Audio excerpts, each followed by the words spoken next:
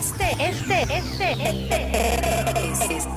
un protagonista de la mañana en el Prime Time de Manuel Núñez. Bueno, le doy la bienvenida a Pedro Citón. Pedro Citón creo que está en Jamaica, ¿verdad, Pedro? Bienvenido, ¿cómo estás? Muchas gracias, Manuel. Sí, efectivamente, yo aún sigo aquí en la Embajada de Panamá en Jamaica, Sí, porque técnicamente puedo considerarme un funcionario de hecho. Eso quiere decir, según el derecho administrativo, que yo tengo que esperar a mi reemplazo para entregarle la embajada con sus saberes, cuentas bancarias, bienes muebles, etcétera, etcétera. sí. Así que sí, efectivamente, como tú dices, estoy en Kingston, Jamaica. Mira, yo estoy asustado porque básicamente el gobierno va para un año el otro mes, pero tú no tienes 6 meses de estar de embajador. Me recuerdo, así como estamos ahora, que te vi con tu cara de Pedro Citón en un restaurante, en una cafetería famosa de un centro comercial. Me dijiste, no, tranquilo, yo después te hablo. No quisiste hablar de lo que estabas hablando o de lo que estabas haciendo, que ibas a trabajar en el gobierno. Tus detractores han salido a hacer fiesta del árbol caído, eso lo sabemos. Hemos hablado al respecto de muchas cosas de este tema político en antaño, pero tú, o sea, desde mi punto de vista y conciencia, creo que tú tendrás 6 meses de estar o 5 meses de estar en la embajada. ¿Cómo se puede Bueno, crear un caso del nivel que se ha creado y se ha dicho en los medios tradicionales que una persona pueda hacer todo lo que se está diciendo que tú hiciste en la embajada? Bueno, en primer lugar, Manuel Núñez, yo quiero decirle a tu audiencia de que yo solo he aceptado esta entrevista por ser tú, por tu categoría de profesional del periodismo, por tu credibilidad y por todas las cosas buenas que te adornan y porque también eres mi amigo y yo te considero mi amigo y en cualquier momento yo también saldría a defenderte. Yo no soy de las personas que me gusta salir a defender mi trabajo porque yo siempre he sido un tipo que ha trabajado en los diferentes gobiernos y en diferentes posiciones de una manera íntegra y correcta. Dicho eso, entonces, yo sí, yo fui, a mí se me anunció que yo iba a ocupar este cargo en agosto del año pasado. A mí como en diciembre o noviembre, finales de noviembre, me dijeron que yo iba a, ya me habían dado mi reconocimiento, mi nombramiento salió como en enero, yo tomé posesión el 29, 28, 29 de enero y ahí fui a la asamblea, como tú sabes, tuve que ir 2 veces a la asamblea, pero finalmente el 21 de marzo vine hacia Kingston, Jamaica. ¿Aló? Y te voy a decir la verdad, te voy a decir la verdad. Yo cuando me enteré que estaba en Quinto, Jamaica, yo lo primero que pensé fue, bueno, por tema de trabajo yo no puedo ir para Jamaica, pero siendo mi abuelo de Jamaica, mi abuelo materno siendo de Jamaica, yo digo, voy a pedirle por lo menos a Pedro que me haga una foto y me las haga llegar de Jamaica, al menos para conocerla. Sí, eso es muy importante. Yo tenía una gran cantidad de amigos y Sí, en Panamá que tienen familia, abuelo, bisabuelo en Jamaica. Y claro. sobre todo me han contado dos, tres personas aquí en Jamaica que me dicen que tienen familia en Panamá. O sea, Ajá. las relaciones entre Panamá y Jamaica en el tema cultural, en el tema de lazos históricos, pues está vivo como tú eres el reflejo de ello. Bien, mira, voy a decirte una cosa muy claramente. Tú has ocupado otros puestos ya en gobierno y en administraciones y en gestiones gubernamentales anteriormente. Sí, exactamente. Nunca ha habido una queja relacionada a ti, nunca has tenido ni siquiera un suspiro de que te llevaste un folder de esos baratos, cualquiera de la Mira, institución. Mira, Entonces, a mí me escribió el abogado Héctor Huertas, abogado indígena, porque cuando sí, yo trabajé en la NATI, y estos son los comentarios que a mí me hacen te sentir bien, llenan, te llenan. me llenan, me llenan. Él me dijo, me escribe y me dice, yo hice dos titulaciones con ellos, Ipetí y la de Arimae, el pueblo que Sí, hoy está haciendo, está en combate, pues. sí. Entonces, él me dice a mí, mire, doctor, yo confío plenamente en usted, me dice porque usted nos tituló dos tierras indígenas y no solo no nos pidió dinero, sino que no pidió un metro de tierra, y eso es anormal en los funcionarios de ANAC. Así que el que conoce mi trayectoria, el que conoce mi escuálido presupuesto, mi forma de trabajar, el modo de vida que yo tengo, etcétera, etcétera, es como tú dices, lo único que yo le puedo dar a mis hijos es mi buen nombre, Tu y eso apellido, lo he tu tratado de nombre. preservar. Sí, exacto. Entonces, claro, cuando mi hija me llamó llorando sobre ese tema, a mí me dolió mucho, pero yo, pues, hombre, entiendo que soy una persona política, expuesto a los vaivenes políticos, a los ataques políticos, y yo creo que esto se enmarca dentro de ellos, porque, estimado Manuel, yo al día de hoy sigo sin ser notificado de la resolución de destitución.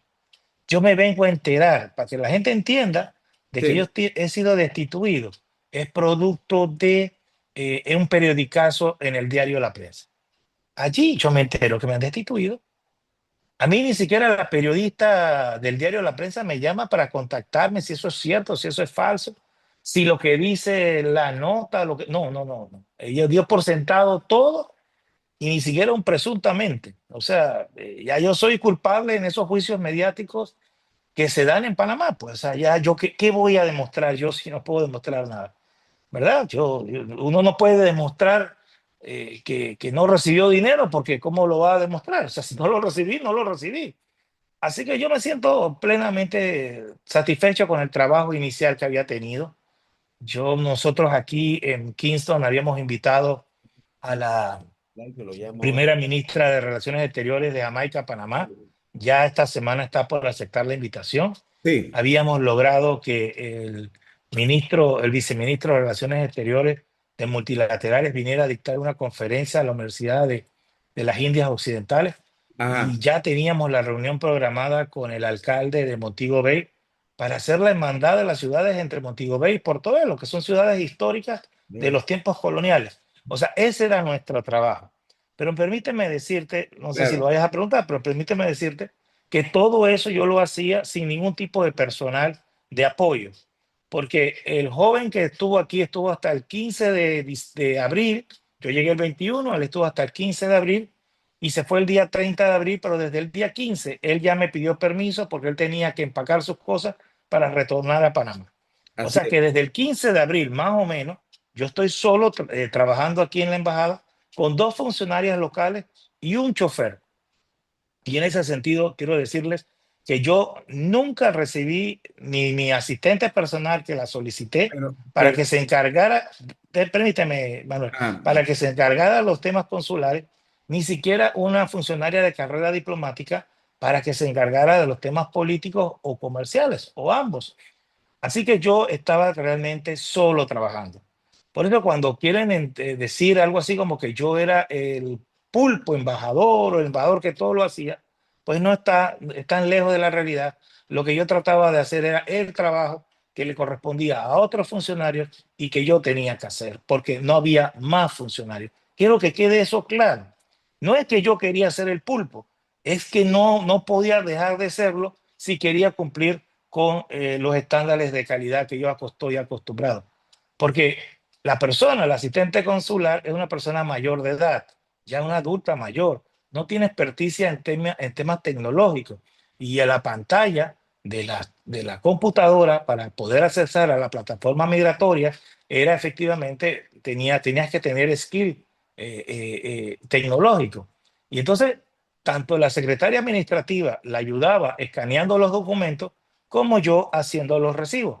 Tú me podrías decir, bueno, ¿y por qué tú hacías los recibos si tú eres el embajador?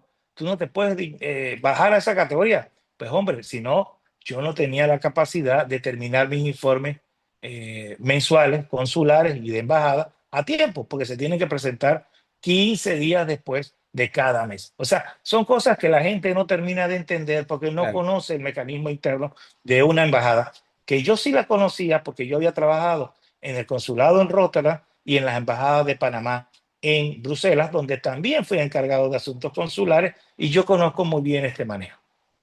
Bien, si no te han notificado de este puesto, entonces también puede ser que no es cierto o ya confirmaste o tienes alguna fuente o alguna información que sí es cierto lo de tu destitución?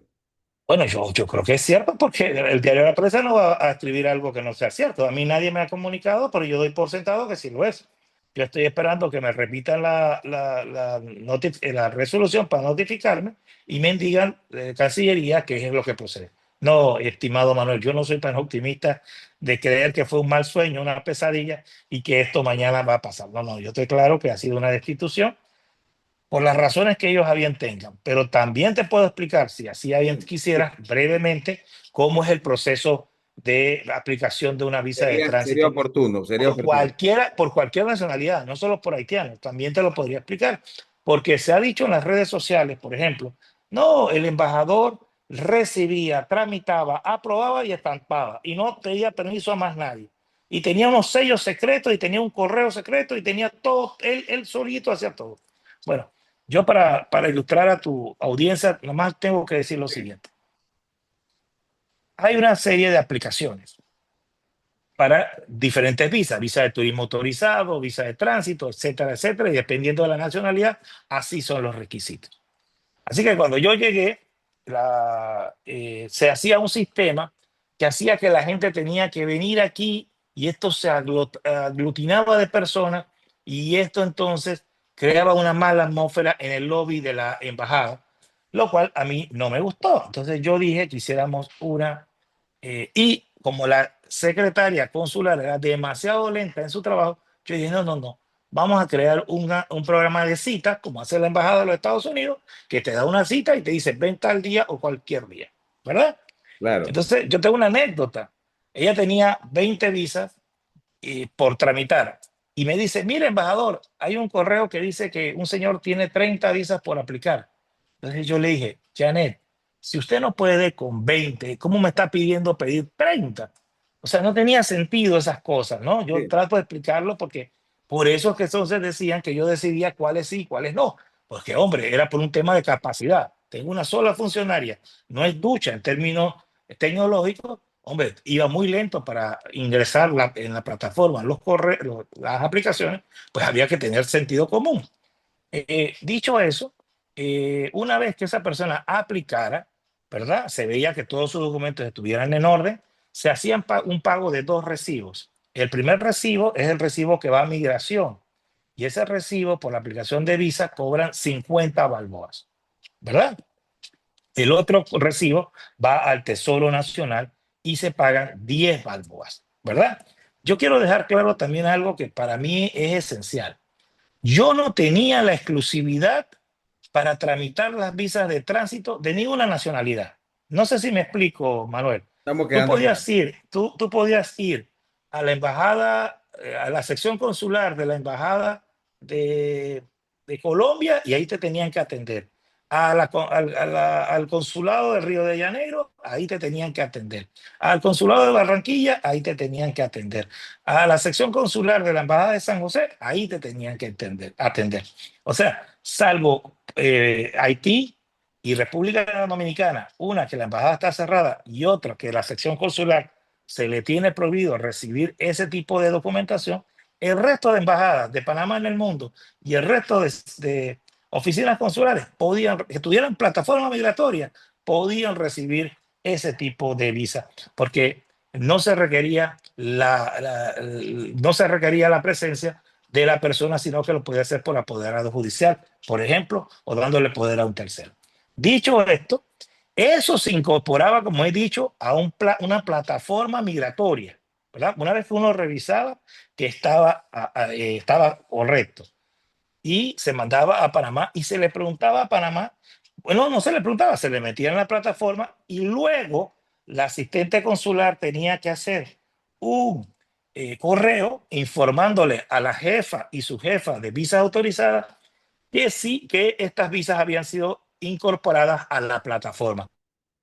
Ellas las que decidían si se aprobaba o no. Sí, Podía pasar una semana, 2 semanas, 3 semanas y voy a ser un poco más breve porque veo que te falta tiempo. Y entonces ellos decidían, Panamá decía, se rechaza tal solicitud.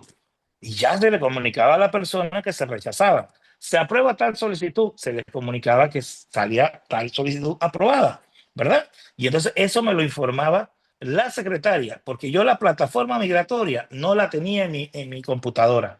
Había pedido por 2 meses y aún no me la habían accedido, no había podido acceder a la misma porque se instala remotamente desde Panamá. O sea que toda la información que yo recibía venía directamente de la Secretaría Consular.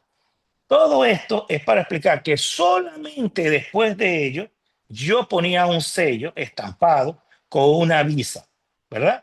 Y lo ponía con la referencia que me daba migración. Yo te di un modelo de cómo era el número de referencia de la Y visa. lo Bueno, recibí. esa visa tenía que concordar con la plataforma migratoria cuando la persona llegaba a Tocumen y quería pasar de tránsito por Panamá. O sea que yo no podía, por decirlo de alguna forma, vender visas falsas. Porque si yo vendía visas falsas, que nunca sucedió, ¿verdad? Las iban a rechazar en el aeropuerto de Tocumen. Y Sí, todas mis visas están amparadas por el sistema de plataforma migratorio. Todas, todas. Ninguna fue puesta al margen de ese número de referencia que me daba el Servicio Nacional de Migración. bien. Bueno, las cosas, la verdad sale a la luz pública. Qué lástima que haya terminado esto de esta manera, que no se le haya comunicado antes de que esto saliera a los medios de comunicación tradicionales, que fueron los que lanzaron la noticia. Y como lo está diciendo, todo está transparentado. Y No se ve posibilidad de que haya alguna suspicacia relacionada a este tema. imposible. Y te digo algo más. Yo espero que cuando venga la persona a reemplazarme, venga de la mano con una auditora de Contraloría, auditora interna de Cancillería. Porque nadie, mire, el que nada debe, nada teme. Yo Claro, no tengo miedo de que vengan aquí a hacer los auditos. Y si hice algo incorrecto, en el sentido, pues yo tendría que pagarlo. Pero no me vengan a decir a mí que yo es profeso hice cosas erradas o incorrectas. Para nada. Siempre me traté de ajustar a los manuales que tiene la Contraloría y que tiene Cancillería para sustentar los gastos mensuales de esta embajada. Así que el más interesado, y aquí públicamente lo pido, el más interesado de que haya una auditoría conmigo presente soy yo. Si yo me tengo que quedar en Kingston más tiempo para esperar esa auditoría, la espero. Pero nadie va a decir que Pedro Citón estaba tapando, que Pedro Citón no era transparente. Si yo soy, mire, en la época que no había transparencia y no había ley de transparencia, yo era lo más transparente que podía ser.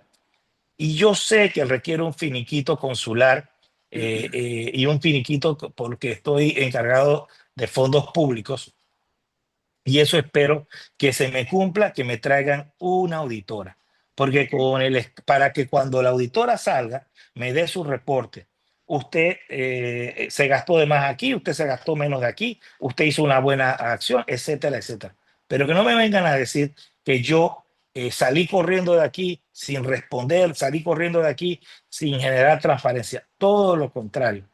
Así que yo estoy presto a la opinión pública, pero que, como yo te he dicho, con realidades, no con un periodicazo como hizo el Diario de la Prensa, que ni siquiera tuvo la cortesía de llamarte. de llamarme para decirme cuál es su opinión. Igual no le hubiera contestado Manuel Núñez, igual no le Sí. hubiera contestado, pero no tuvieron esa cortesía.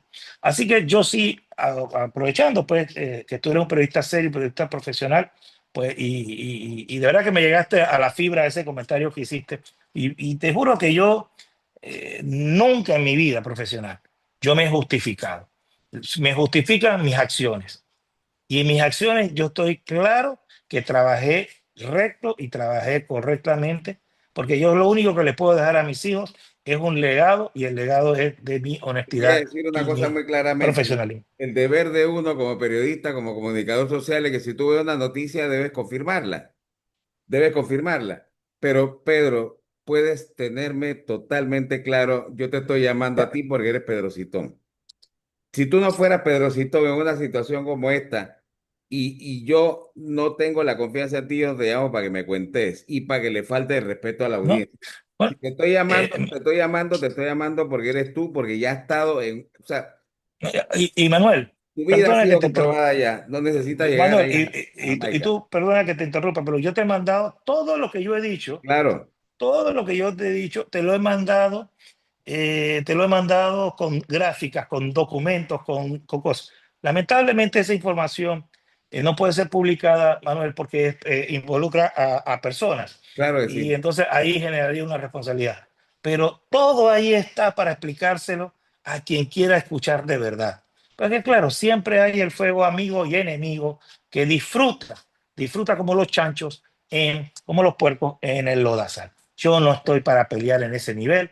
Yo, cuando tenga que responder a los auditores, cuando tenga que responder a quien tenga que responder, yo demostraré con hechos que yo no hice nada diferente a lo que había hecho el anterior embajador nombrado por Nito Cortizo, el anterior encargado de negocios de carrera diplomática y lo que yo he hecho. Hicimos exactamente los tres, lo mismo. La diferencia es que yo quise dinamizar un poco más el tema consular y la diferencia es que no tuve a nadie de apoyo para ese trabajo, más allá de la secretaria consular, que como te digo, es una señora ya mayor de edad y que no tiene experticia tecnológica. Pero jamás, jamás Gracias. alejado de la verdad. Y lo más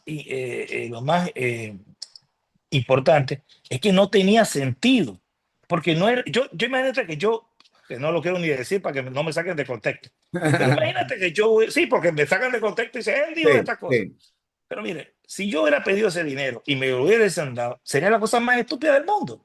Le voy a explicar por qué es estúpido. Porque si yo hubiese pedido eso, lo que ellos hacen es irse a otra embajada. Si hay todas las embajadas de Panamá en el mundo, lo pueden tramitar.